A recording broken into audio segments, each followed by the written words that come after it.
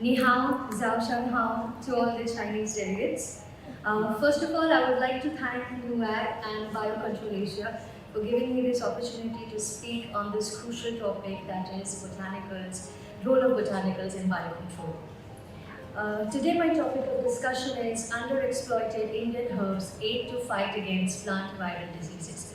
But before I go ahead with my presentation, I would like to ask the audience a very simple question. Well, new is great, innovations are exciting, modern science is the need of the hour. But does that really imply that history, origin, ancient science, and traditional knowledge has no value at all? Have we completely overlooked the stream of science that has been lying there through ages? Well, I want my audience to ponder upon this question for a while. Meantime, I want to introduce myself and my company. I am Ranita Das, Technical Manager, International Business, representing Geolife Agritech India Private Limited. We are an agri-input-based company specializing in microbial extraction technology, plant extractions, and specialty nutrients. We incepted in the year 1973 with retails in agri-marketing. In 2008, we started Geolife Organic, which established a pan-India operations in 2012, also turning the company into private limited. In 2018, which is last year, we celebrated 10 years in brand sales, and in 2019, we are venturing into urban gardening and online sales. Currently, we are present across 22 states in India, with 3,000 plus dealers and distributors and 10,000 retailers and more than 300 employees. Coming back to my question, well, the aim of my presentation is the answer to that. My aim is to show the world, or maybe the scientists, or remind them that there is still a new direction of research, to provide a key or link to the untapped treasure, which we call as Ayurvedic science or traditional Indian science, that has been a part of the civilization since many, many years, with the sole perspective of eradicating the most dangerous form of plant viruses from the world. Ayurveda is the science of life. And what does the word Ayurveda mean? It means life and longevity. The origin dates back to as long as 6000 BCs. And in our Indian culture, we follow Ayurvedic practices knowing and unknowingly daily in the form of certain rituals. It can be marriages, in festivals, even in funerals, because we consider this to be very, very holy. With the help of Ayurveda, it is found that many chronic illnesses are being well treated. So here I want to ask everyone, who among you all are so-called tabholics and pillholics? Anyone? You must be wondering what are these terms, tabholics and pillholics. Well, these are my Incoterms to describe people who are addicted to taking pills and tablets for every little things. You have stress, you take a pill. You have headache, you take a pill. You can't wake up in the morning, you take a pill. You can't go to sleep, you take a pill. So, this is the main problem. You need these pills to suppress your disease, but for a very short amount of time. They are not your cure. They just momentarily give you a relief factor. But sciences and herbal medicines like Ayurveda treats you from the very cure. It might take a longer time, but it does give you the right treatment.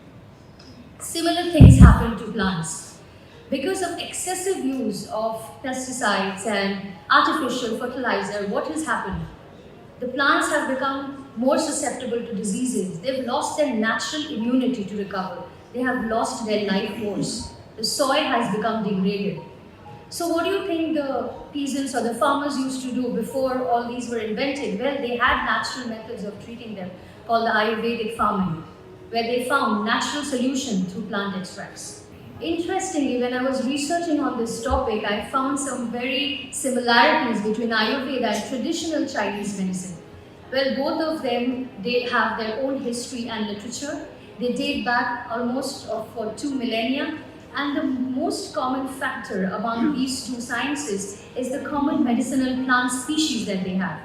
And coincidentally, I'm giving my speech in Chengdu, where like few kilometers away from here, there is the Chengdu University of Traditional Medicine Science from China, and every year 10,000 and more students enroll here for the research for these plant species. So Chengdu forms a very historical presence in traditional Chinese medicine. Ayurvedic plants, well, 90% of Ayurvedic preparations are mostly plant-based. Plant-based treatments in Ayurveda derive from every part of the plant. It may be roots, fruits, bark, everywhere.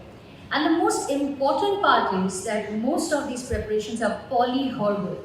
Now, the perfect combination of plant species mean excellent results that would need a thorough knowledge of these plants. So every plant is not compatible with each other. You need to understand which plant species is compatible to get the correct preparation. So out of thousands of plants, we've selected only these 9 important herbs, which we call the unique plant species. One is the sacred basil or basil, whatever you call it, tulsi, which is the sacred tulsi. Ricinus communis, we call the castor plant, Embiglia ribis, false black pepper, Behunia racemosa, the berry leaf tree, Evolvulus alsinoid, which is known as the dwarf morning glory, Acaranthus aspera, which is the safflower, Bacilla rubra, known as the Indian spinach, Azadirachta erecta indica, neem, I think everybody knows about this, and Curcuma longa, which is turmeric. Now, the sacred basil is also known as the Ocimum teriflorum or Ocimum sanctum, commonly known as the tulsi plant in Indian subcontinent. Now, we have this plant potted in front of every Indian household because we consider it to be very holy and it restricts any negativity or bad omen. But scientifically, it is because it's an excellent insect repellent. It repels all kinds of mosquitoes and purifies the air from germs. So the air that is flowing into your home is purified. But why have I chosen this herb? Because the holy basil contains hundreds of phytochemicals and modern research has revealed that it has antibacterial, antiviral and antifungal activities. Coming to Ricinus communis, it has been also reported for the first time that the biosynthesis of nanoparticles derived from Ricinus communis aqueous solution has greater antiviral activity against Coxsackie virus B3 and they act against the virus and the cell culture. Coming to the antiviral activity of Embiglia ribis, the ethyl acetate extract of this fruit, Embiglia ribis, had the highest antiviral activity and the main constituent, or we call the active ingredients known as embilin, was further isolated and successfully tested against the influenza virus in vitro. Bacilla rubra, the new single-chain rhizome inactivating proteins, which we call the RIPs, have been tested for antiviral activity and has been proved to inhibit the infections in tobacco of AMCV virus. Acaranthus aspera, there has been researches on antiviral potential of the methanolic extract of Acaranthus and also a pure compound known as oleonic acid, which has been tested against herpes simplex virus type 1 and type 2.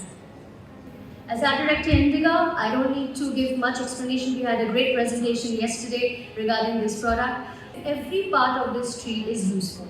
From the barks to the leaves to the seed kernels to the technicals, every part is important.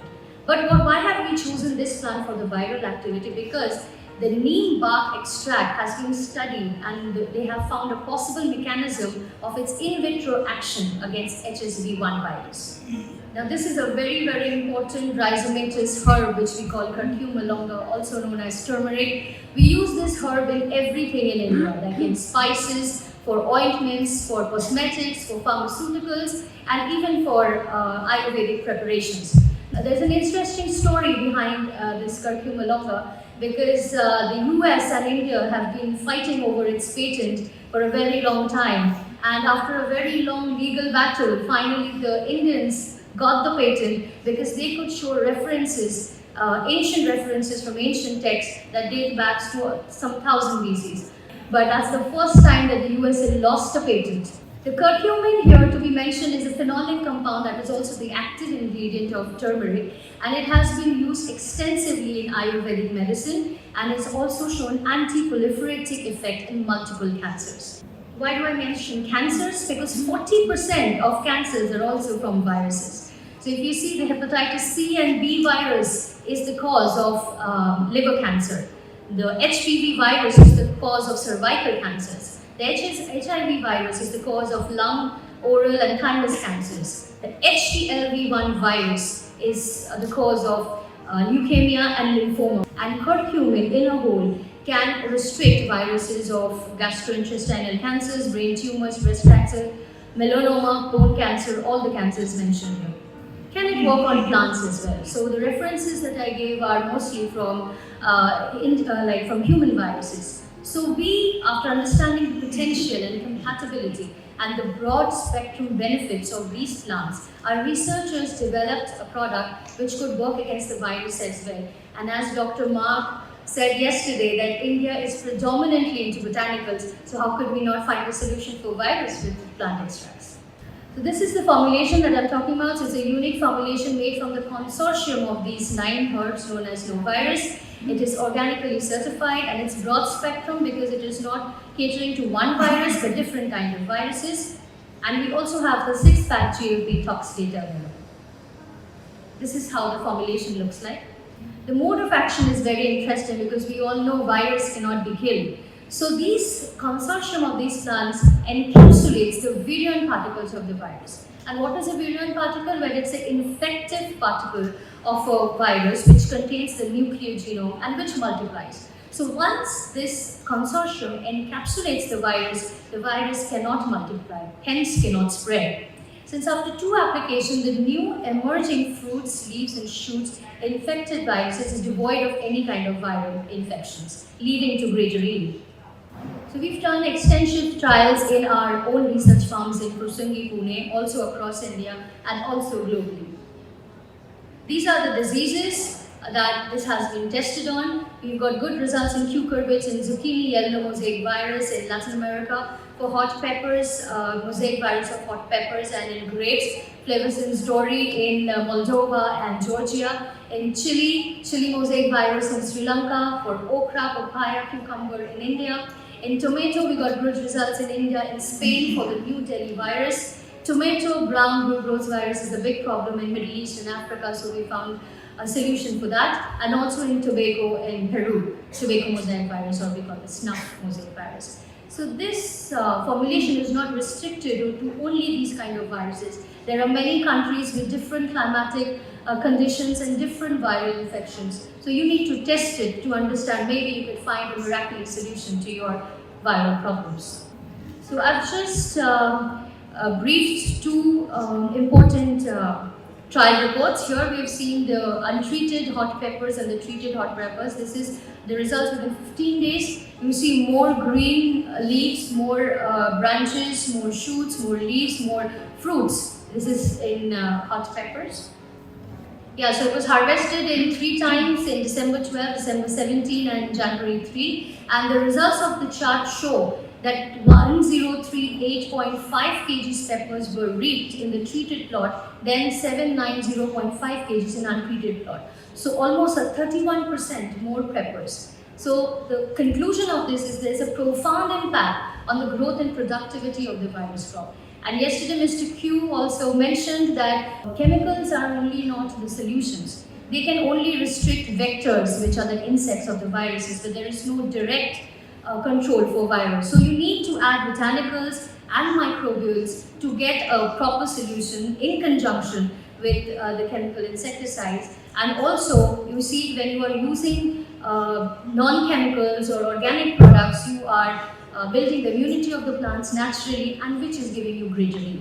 Similarly, the zucchini mosaic virus and cucurbits, the problem of this is, first of all, it is transmitted by aphids. So you need to use an insecticide for this. Also, there is molted leaves and in mosaic and blisters, and significantly, it's because of the reduced yields. So this is the picture you see in the first picture where I've marked there. The leaves are and the shoots, they're curled and they show the presence of mosaic. While in the second picture, after 10 days after application, there's the development of new outbreaks without the presence of any symptoms of the virus. Coming to the conclusion, a large amount of literature and data is still available in what we call the traditional knowledge of indigenous plant, and I started by saying underexploited. That's because these plants are discovered but has not been explored or exploited to their correct potential. Geolife has taken a very unique initiative to experiment, test, integrate, standardize these 9 herbs and with an Ayurvedic approach to come up with a very natural solution against plant viruses because we Indian believe that for every disease known to mankind, God has created that one plant that can cure and heal them. We just need to explore, exploit, and keep rediscovering the properties of natural being. How often do you need to make the applications to get the level of control you're describing here? Is it a single application? Is it multiple applications? So for preventive, we generally say 2 applications, 15 days interval. And for curative, we say the first spray, if it is transmitted by vectors, so you first spray it with an insecticide, because this is also compatible with insecticide. After 4 days, you spray it with a growth promoter, because the plants are already in stress. So you need to relieve the plant from that stress. And after 15 days, 1 more application. This is for the curative. How about the storage stability of the formulations? Is it good? Yeah, it's good. It's almost 3 years. Oh, fantastic. Thank you so much for your kind attention. Share.